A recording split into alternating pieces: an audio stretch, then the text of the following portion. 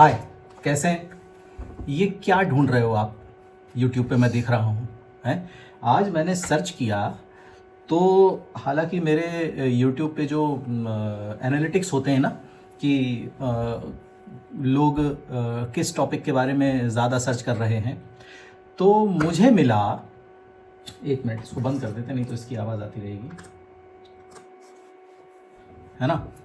तो जब मैंने YouTube पे सर्च किया कि ऐसी क्या चीज़ है जो आप ढूंढ रहे हैं भगंदर से संबंधित, तो मुझे मिला कि भगंदर का घरेलू उपाय आप लोग खूब ढूंढ रहे हैं YouTube पे। ठीक है, घरेलू उपाय ढूंढ रहे हैं। घरेलू उपाय कैसा? कहीं कोई वीडियो है, ये 7 चीज़ें खा लो आप तो भगंदर जड़ से ख़त्म। कोई अपने प्रोडक्ट लेके बैठा है, ने कहा कि ये सिरप पी लो, ये पाउडर खा लो और ये टैबलेट खा लो, इतने दिन में भगंदर ख़त्म, है ना। और कुछ जड़ी बूटी लेके कोई बैठ गए हैं यूट्यूब पे ही और बता रहे हैं कि इसको खा लो तो भगंदर जड़ से ख़त्म, ऑपरेशन की ज़रूरत नहीं है, क्षार सूत्र की ज़रूरत नहीं। सैकड़ों चीज़ें उसमें डली, है ना। तो आज यही मैंने सोचा कि इस बारे में आपको वीडियो बना के बताया जाए, क्योंकि देखो क्या है कि ये सारी चीज़ें होती हैं रिस्पॉन्सिबिलिटी की, है ना, जिम्मेदारी की और सही बात बताने की, है ना। अब देखो यूट्यूब पे आप इतना सर्च कर रहे हो कि भगंदर की घरेलू उपाय, भगंदर के घरेलू उपाय, भगंदर के घरेलू उपाय, उससे होता कुछ नहीं है। ये जो भगंदर के घरेलू उपाय यूट्यूब पे भरे पड़े हैं, गूगल पे आप टाइप करते हो, इतने सारे जो चीज़ें हैं ये सारी की सारी फेक हैं, इससे कुछ नहीं होता है ना। भगंदर का कोई घरेलू उपाय नहीं होता है, बिल्कुल भी नहीं होता, कभी भी नहीं होता है। मैं आपसे कितने साफ और सरल शब्दों में कह रहा हूं, भगंदर का कोई घरेलू उपाय नहीं होता है कभी। अरे भगंदर दवा से ठीक नहीं होता, घरेलू उपाय कहां लग रहे हैं उसके आगे? नहीं समझ रहे हो आप? अरे भाई जब भगंदर दवा केवल से ठीक नहीं हो रहा है, उसको क्षार सूत्र की जरूरत है, और आज से नहीं है, 5000 साल से क्षार सूत्र भगंदर में हो रहा है, और भगंदर में क्षार सूत्र से ही वो पूरी तरह ठीक होता है। सबसे ज्यादा ठीक होने की संभावना क्षार सूत्र में होती है। तो वो भी एक तरह का प्रोसीजर है, भले ही वो सर्जरी जैसा प्रोसेस नहीं है, सर्जरी जैसा बड़ा नहीं है, उसमें ज्यादा काटपीट नहीं होती है, कम काटापीटी में सरलता से उसे ठीक किया जाता है, लेकिन प्रोसेस तो करना ही पड़ता है, बिना उसके वो ठीक नहीं होता है। आप समझ रहे हैं मैं क्या कहना चाह रहा हूं? एक छोटा सा अगर फोड़ा आपके हाथ में भी हो जाता है ना, तो उस फोड़े को केवल दवा से ठीक नहीं किए कर सकते आप। वो तो नॉर्मल फोड़े की बात कर रहा हूं मैं, उसको भी दवा से ठीक नहीं कर सकते आप। उसको भी या तो वो खुद फूट जाएगा, उसमें से पस आ जाएगा, उसका मुंह बन जाएगा, उसके बाद उसमें ड्रेसिंग करना पड़ेगी, दवाई करना पड़ेगी, और या तो अगर वो नहीं फूटता है तो उसमें चीरा मारना पड़ता है, उसका पस निकालना पड़ता है, उसके बाद उसकी ड्रेसिंग होती है और फिर दवा चलती है, तो वो ठीक होता है। ये मैं बिल्कुल सामान्य फोड़े की बात कर रहा हूं जो कि हाथ पांव पीठ में अगल बगल कहीं हो जाते हैं। भगंदर तो बहुत बड़ी बात है, भगंदर दवा से ठीक नहीं होता है। ये मैं आपका जो आपके विश्वास को तोड़ने वाली बात नहीं कर रहा हूं, आपको हतोत्साहित करने वाली बात नहीं कर रहा हूं। आप ये सोच रहे हैं ना कि मुझे ऑपरेशन से डर लगता है, मुझे ऑपरेशन नहीं कराना है, मुझे क्षार सूत्र नहीं कराना, क्षार सूत्र से मुझे डर लगता है, और कैसे होगा, क्या होगा। भाई डर तो आदमी को हर चीज से लगता है, मेरी बात को आप समझो। डर तो हर चीज से लगता है ना, डर तो इंजेक्शन से भी लगता है। डर को इंजेक्शन कौन सा आप बड़े शौक से लगवाते हो? शौक से लगवाते हो इंजेक्शन, कि डॉक्टर के पास गए कि डॉक्टर साहब इंजेक्शन लगा, बहुत दिन से लगा नहीं इंजेक्शन, प्लीज इंजेक्शन लगा दो। शौक से लगवाते हो, शौक से नहीं लगवाते ना। उसमें भी तो तकलीफ है, तकलीफ है भाई। इंजेक्शन लगता है तो तकलीफ है, बॉटल चढ़ती है तो तकलीफ है, लेकिन करना पड़ता है ना, उसके बिना नहीं होता ना। कभी अस्पताल जाते हो आप, लगता है ना इंजेक्शन, कभी इसके अलावा कोई ऐसा कुछ बोला? आप बोलते हो ना डॉक्टर साहब से जाके, डॉक्टर साहब इंजेक्शन मत लगाओ, कोई टैबलेट दे दो। अरे भाई जो चीज इंजेक्शन की उस समय जरूरत है तो देना पड़ेगा ना, फिर वो चुभेगा, थोड़ा बहुत दर्द तो होता है। तो जब इतनी छोटी छोटी चीजें, जब इंजेक्शन और ये सब इतनी नेसेसिटी है उनकी, तो ये तो भगंदर है भाई, फिस्टुला है ये। फिस्टुला को प्रोसीजर की जरूरत होती है। तो इसमें आप इस दिशा में बिल्कुल इस तरह से सर्च मत करो, पूरा इंटरनेट भरा पड़ा है इसी से। आप लोग सर्च करते हो, लोग बनाते हैं, और लोग बना के डाल तो देते हैं कि फलानी चीज ऐसे ऐसे करके भूंज के और फाँक लो, और दूध में फलाना चीज डाल के पी लो। कई चीजें आयुर्वेदिक चीजें ही बता रहा हूं, मैं तो खुद आयुर्वेदिक डॉक्टर हूं ना। मैं उनको देखता हूं तो मुझे लगता है कि क्या इसमें चल रहा है ना। तो मैं आपको आयुर्वेदिक डॉक्टर होने की पूरी रिस्पॉन्सिबिलिटी से आपको बता रहा हूं कि फिस्टुला में ऐसे काम नहीं करना। हो सकता है कि एक बार आपका पाइल्स और फिशर में कोई नुस्खा काम कर दे, आपको थोड़े दिन कुछ आराम दे दे, 2 5 10 दिन का पाइल्स और फिशर में। लेकिन फिस्चुला में ऐसी गलती नहीं करना, ऐसा नहीं होता है फिस्चुला में।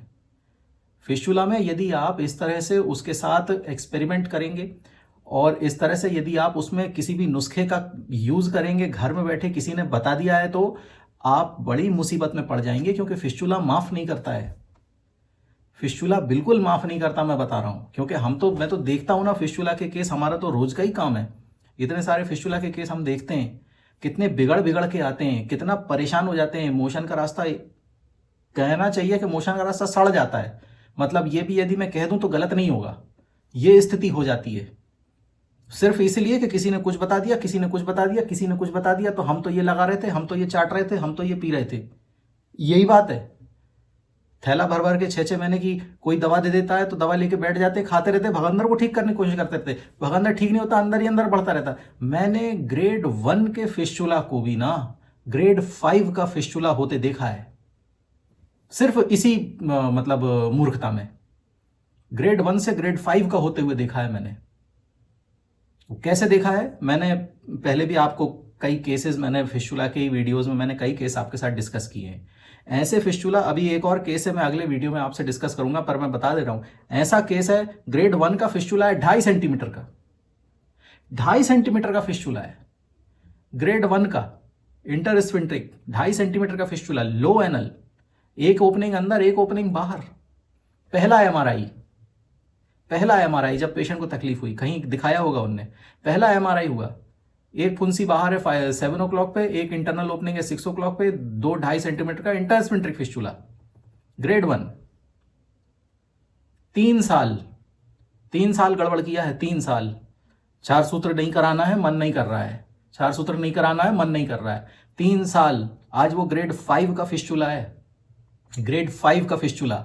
2 ओपनिंग लेफ्ट साइड में है, एक ओपनिंग जो पुरानी राइट साइड में है, और फिस्चुला टोटल 10 या 11 या 12 सेंटीमीटर का टोटल है। यह स्थिति है। क्यों है? 4 सूत्र नहीं कराना है, मुझे डर लगता है, मुझे नहीं कराना, मुझे डर लगता है। यह स्थिति है आज की कि वो ग्रेड 5 का फिस्चुला है, जबकि हम उसे ग्रेड 1 में ठीक कर सकते थे। वो मात्र 2-3 हफ्ते में ठीक हो जाता वो पेशेंट। 4 सूत्र में होता, 2.5 सेंटीमीटर का फिस्चुला है, 0.5 को मान लो एक्स्ट्रा भी जोड़ लें तो 3 हफ्ते ±1, कभी 2 हफ्ते में ठीक हो जाए, कभी 3 में हो जाए, कभी 4 में हो जाए, बस इतना ही है। 1-1.5 महीने 2 महीने का इलाज था, ठीक हो जाते वो। क्यों ठीक नहीं हुए? सिर्फ इसलिए कि मेरा 4 सूत्र कराने का मन नहीं है, मेरा 4 सूत्र कराने का मन नहीं है, मैं अभी ये दवाई खा लूंगा, कहीं उसको दिखा लूंगा, कहीं इसको दिखा लूंगा, यही कर रहे हैं। 3 साल में ग्रेड 5 का फिस्चुला है। अब क्या स्थिति है? ठीक अभी भी हो जाएंगे वो भी बात नहीं है, लेकिन कष्ट तो देखो आपने अपनी बीमारी को कहां से कहां पहुंचा दिया है, सिर्फ इतने ही बात से।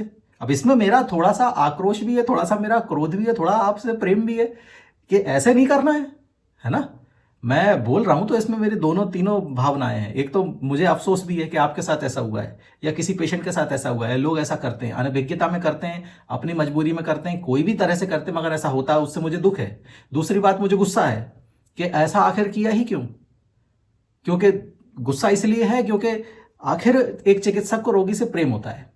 मैं आपको सच बताऊं, चिकित्सक चाहे कोई भी हो, किसी भी विधा का चिकित्सक हो, मैं आयुर्वेद का हूं, चिकित्सक और भी पैथी के होते हैं, एलोपैथी के भी होते हैं, कई और भी 2-4 पैथी के होते हैं, मैं किसी का नाम नहीं ले रहा। चिकित्सक होता है, किसी भी पैथी का हो, चिकित्सक हमेशा चिकित्सक होता है। और वो चिकित्सक रोगी से प्रेम करता ही है, उसको रोगी से प्रेम ही होता है। वो चाहता है कि उसका पेशेंट ठीक हो, है ना। वो चाहता है कि उसका अब देखो, घुन सब में होते हैं, है ना, तो वो बात अलग है, मैं उनकी बात नहीं कर रहा हूं। लेकिन जो मेजॉरिटी ऑफ डॉक्टर्स हैं, जो मेजॉरिटी ऑफ चिकित्सक है ना, वो सभी अपने रोगी से प्रेम करते हैं और सब चाहते हैं कि रोगी उनका ठीक हो। और उनको दुख और फिर क्रोध, कभी आपने देखा होगा डॉक्टर साहब लोग गुस्सा बहुत करते रहते हैं, पेशेंट आता तो डांटते ज्यादा है। उनकी डांट को आप समझिए, वो आपसे प्रेम करते हैं। उनको ये लगता है कि मैं कैसे, ये ऐसे क्यों हुआ। उनको अफसोस में हम लोग गुस्सा होते हैं। गुस्सा आपसे दुश्मनी नहीं है, आपसे कोई दुश्मनी नहीं। आपसे क्यों दुश्मनी होगी? आप और हम पहली बार मिलते हैं, क्यों दुश्मनी होगी?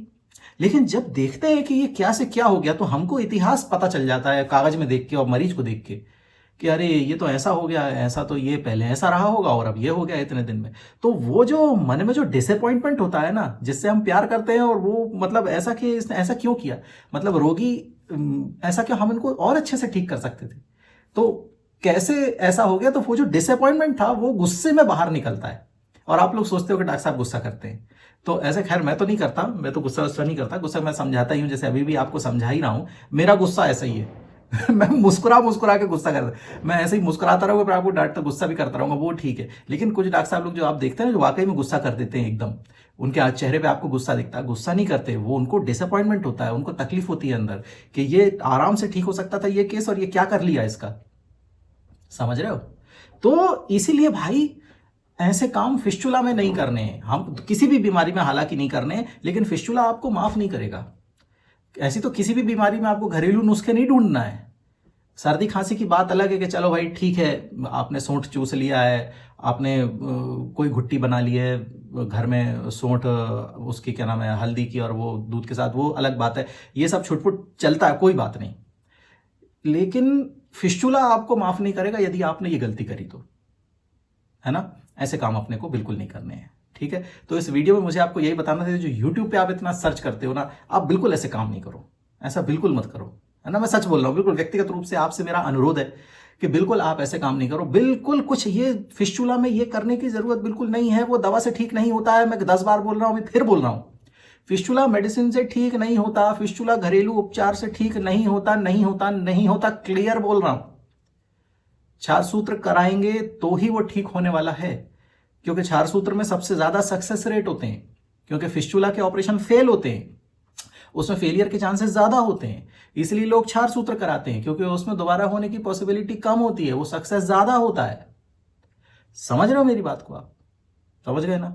इस वीडियो में मुझे आपको यही बताना था। अब इसे आप मेरा गुस्सा समझ लो, आप मेरा अनुरोध समझ लो, रिक्वेस्ट समझ लो, कुछ भी समझ लो, लेकिन आपको ऐसे काम नहीं करने, और इंटरनेट में ऐसी चीजें आपको नहीं ढूंढनी है बिल्कुल भी, क्योंकि फिस्टुला आपको बिल्कुल भी माफ नहीं करेगा ऐसी गलती में, है ना? और उसके बाद जब हम ठीक करने की कोशिश करेंगे तो ऑब्वियसली उसमें टाइम लगेगा, क्योंकि बीमारी बढ़ जाती है, फैल जाती है, समेटने में टाइम लगता है। कचरा पूरे घर में फैलेगा तो क्या आप 1 मिनट में साफ कर लोगे? आज यदि कचरा आपके टेबल के नीचे है तो आज ही उस टेबल के नीचे का कचरा आप साफ कर लोगे तो 1 मिनट में हो जाएगा। आज आपने टेबल के नीचे का कचरा साफ नहीं किया, कल टेबल के उस तरफ हो जाएगा, फिर उस कमरे में कचरा हो जाएगा, फिर पूरे घर में कचरा हो जाएगा, और आप जिस दिन साफ करने बैठेंगे आपको पूरा दिन लग जाएगा, पूरा दिन लग जाएगा घर साफ करने में आपको। जो काम 1 मिनट में हो सकता था वो पूरे दिन में होगा, 1 दिन। और तकलीफ होगी आपको सो अलग, पूरा घर का सामान हटाना पड़ेगा, पूरे जाले निकालने पड़ेंगे, पूरा। आप समझ रहे हो ना मैं क्या समझाना चाह रहा हूं आपको? तो बस ऐसा ही काम फिस्टुला में होता है। जो काम 1-2-3 हफ्ते में हो सकता है उसको आपने 4-6 महीने खींच दिया, सिर्फ इसलिए कि टाल दिया उसको, बीमारी बढ़ गई, वो कचरा बढ़ गया, अब उसे समेटने में समय लगेगा। समझ गए आप? सर्दी हो रही मुझे भी, हाँ, मौसम गड़बड़ हो रहा है, सर्दी हो गई है। खैर चलो ठीक है, तो आप समझ गए ना मैं क्या कहना चाह रहा हूं। तो अब आप ऐसी गलती नहीं करना, और ये सब चीजें अपने को इंटरनेट पे इस तरह से नहीं खोजनी है ना? समझ गए आप? चलिए मिलते हैं अगले वीडियो में, अगले किसी टॉपिक पे। अगला तो मेरे ख्याल से शायद पाइल्स का टॉपिक हो सकता है, चलो मैं बताऊंगा, है ना? वीडियो डालूंगा, मंगलवार में ही होता है शायद, मंगलवार में होता है शायद। चलो मिलते हैं अगले वीडियो में, तब तक के लिए टाटा।